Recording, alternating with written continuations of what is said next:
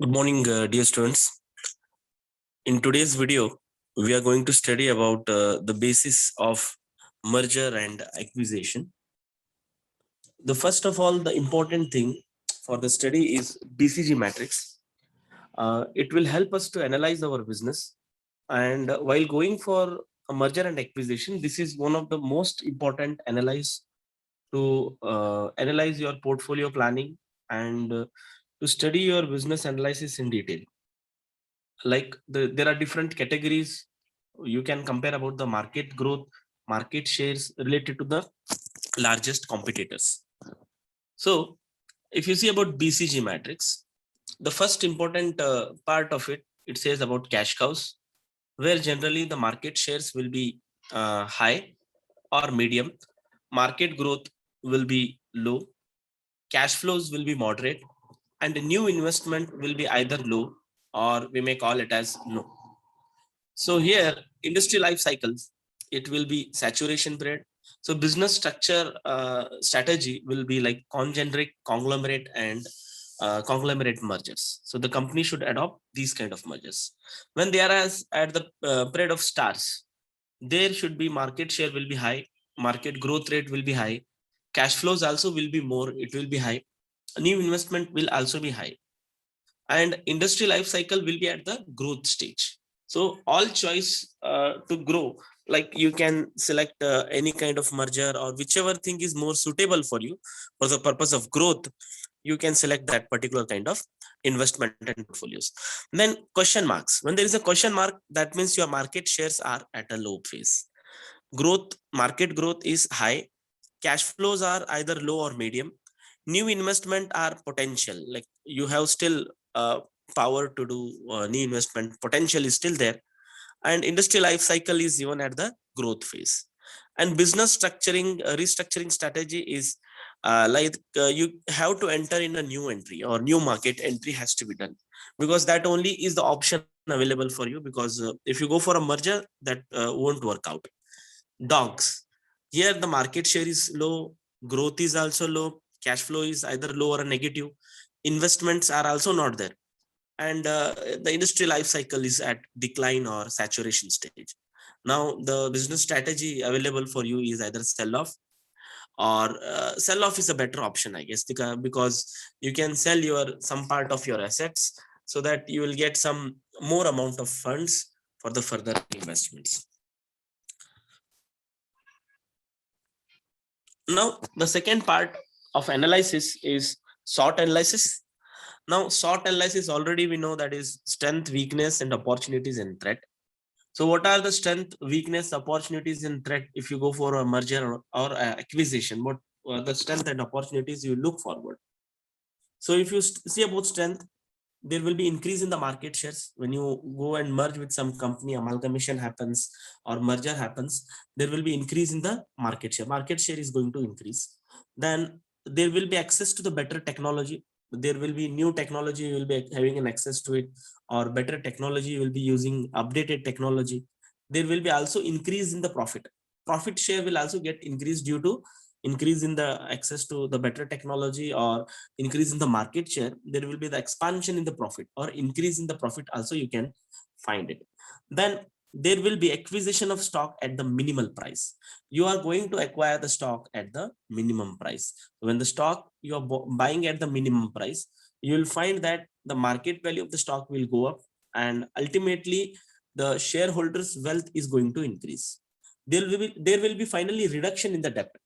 So whatever accumulated losses are there, whatever fictitious assets are there, intangible assets are there, or some kind of written off kind of things are like bad debts are there, doubtful debts are there, those all things will get reduced, and your balance sheet will look stronger.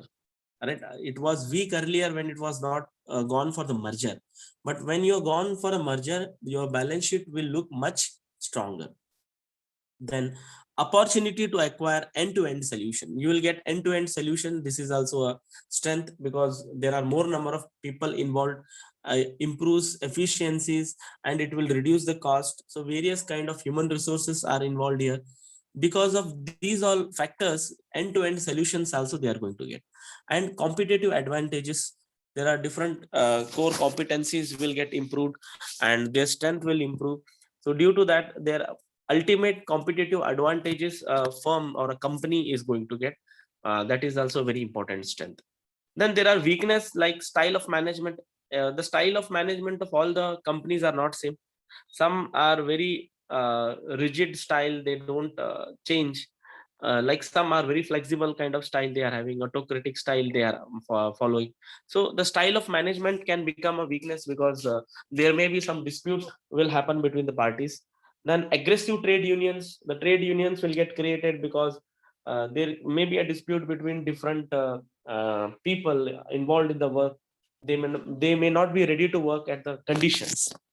Then monopoly creation will happen, which is not good for the customer, because when there is a monopoly created, ultimately they are going to sell at the more price, and the customer is bound to purchase at the higher amount of price, which is at the last it is not good for the customers. Absence of skilled manpower, the skilled manpower, they will be absent when the merger and acquisition happens, because they are going to leave the organization, many of the people, because as staff members are more, the company will either go for a layoff, they are going to remove some of the staff members. So there will be absence of skilled manpower. Then the cost will ultimately increase. You may see that the job people, when they are doing the human resource you have acquired, or you are having offices at a different places. So due to these all factors, situations, you may find there will be increase in there will be some increase in the cost also. There are some opportunities, like these are the conditions that are favorable and help in the companies attain its objectives. So whatever objectives we have set, these are going to help us to include in that. Those are expansion opportunities. We have a lot of things like expansion. We will develop in the new market, we can go in the new market, explore the new market, so market size will get improved. This is one of the opportunity. Better ability to raise capital, we can raise our capital very easily, because now our balance sheet is looking healthier compared to the other form. It is looking much stronger, so people will be ready to invest money in your company. So there is a better ability to raise the capital from the investors, from the creditors, from the debenture holders, from the bank, etc. Then self-reliance, because of creation of synergy in the organization, your company, it is an opportunity that the synergy is being created, whether it is an operational synergy or a financial synergy or a marketing synergy. That means when synergy is created, your own resources you're utilizing and you're working for the development of a company. Then tax concession, you can get a tax concession, that is also an opportunity. Like one of the company is making losses and other is making profit, so they can do a set off of that losses with that of profit. Ultimately they have to pay a less amount of tax. They will get several relaxation subsidies from the government, and even so many deductions also are available for the company who are going for merger and acquisition. And demographic shift will happen. The people will enter into the new market, and here you can find that when they are going in the new market, totally a change of demographical area. So when these things are happening, you are entering into a new market. Generally, those country people are going to love you. They are going to accept your product, because that is truly a new company has been merged. So that demographic shift is also a kind of opportunity that may happen. So there are certain threats. Those are commonly seen.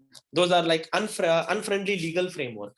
So generally, a legal framework of some country will not support you, because you have to follow the legal framework of two countries if you are going for an international merger, or if you are going to state wise also of a merger of different state companies. There also you should follow a framework of two different states like Maharashtra or Karnataka. Like if you merge with some international companies, two framework of different countries, so that will become again threat. Like you need to have more records.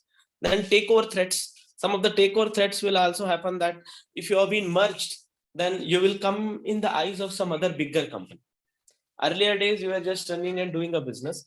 Now, because of merging, you have become a bigger company, and you will come in the eyes of some reputed big company, multinational company.